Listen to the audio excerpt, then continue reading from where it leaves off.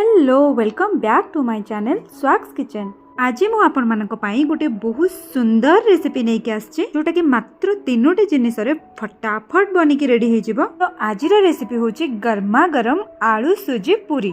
तो चलंतु स्टार्ट करबा आज रो रेसिपी। तो एही रेसिपी पई हमकु कोन कोन दरकार मु एठी आपण मानु देखै नउची। आधा कप आटा, गोटे कप सुजी, सिजा आलू, कस्तूरी मेथी, आपण माने कस्तूरी मेथी बदल रे धनिया पत्र भी यूज करि परिबे, कला जीरा, जुआणी एवं चिल्ली फ्लेक्स। बर्तमान आम गोटे कंटेनर रे गोटे कप सुजी नहीं जिबा। मुझे कंचा एवं सोरुदानार सुजी को यूज करिछि। देन सेतिर आधा कप पानी पकई नबा। मुझे ठंडा पानी को ही यूज करछि। तापर आम ए सुजी और पानी को भल भाबे मिसई नबा। देन सेतिर गोटे चमच दही पकई नबा। दही एथिरे आपण मानकर पूरा ऑप्शनल अछि, आपण माने चाहिले याको स्किप भी करि परिबे। दही को पुणी थरे सुजी सहित मिसेकी आमे ताको 5 मिनट रेस्ट पाई टिके छाड़ी नबा।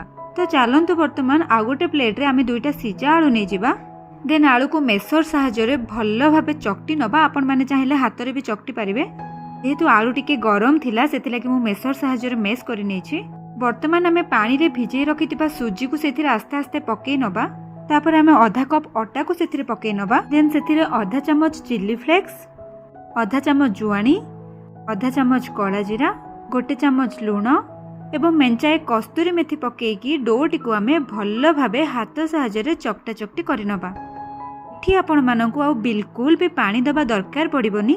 तथापि भी जदि आपण मानकु डो टिके पानिया लागिबो ताहाले आपण आउ गोटे चमच अटार भी यूज करि परिबे। डो एठी हमर रेडी हो जायछि, ताकू आमे 4 रु 5 मिनट टिके सेट होबा पई छाडी नबा।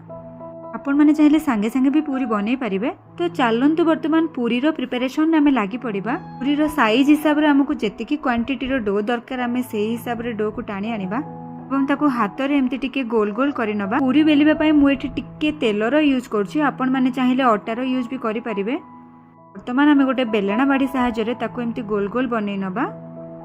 एठी आउ गोटे कथा मु आपण मानकु कहि रखिबी, आपण माने फटाफट बेली की ही फटाफट याकू छाणीबा को पड़िबो।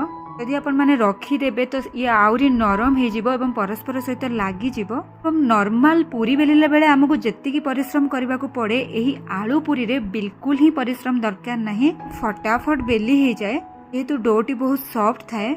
चलंतु वर्तमान गैस रे हम गोटे कड़ाई बसेकी सेथिरे रिफाइन तेल नै जिबा। गोटे डीप बेस एवं मोटा कड़ाई यूज करबा द्वारा पूरी भल भाबे छाणी हे परिबो।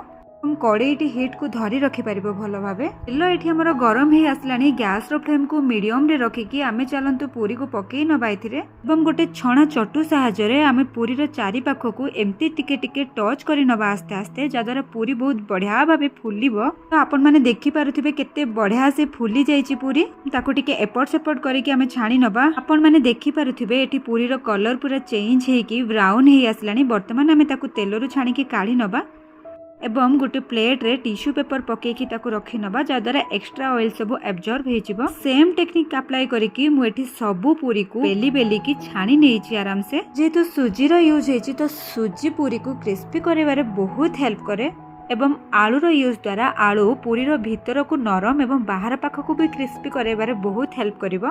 सबुठारु प्लस पॉइंट एया कि यह बहुत कम तेल एब्जॉर्ब करे। जेहेतु जुआणी रो यूज हेछि तो सेटा आपण माननकु फटाफट डाइजेशन करिवारे भी बहुत हेल्प करिवो।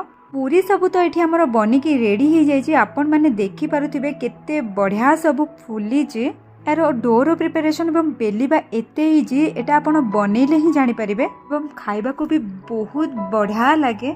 नॉर्मल पूरी तो आपण माने डो को मिनिमम 20 रु 30 मिनट रखिबा को पड़िबो, किंतु यार डो आपण फटाफट बने की फटाफट बेली पारिबे। ओके, तो आज रो ए आलू एवं सुजी वाला पूरी रो रेसिपी आपण मानको केमती लागिला मते कमेंट रे जणेबा को बिल्कुल भूलिबेनी। पुणी देखाबो आउ एको नुवा वीडियो रे एवं आउ एको नुवा रेसिपी सहित।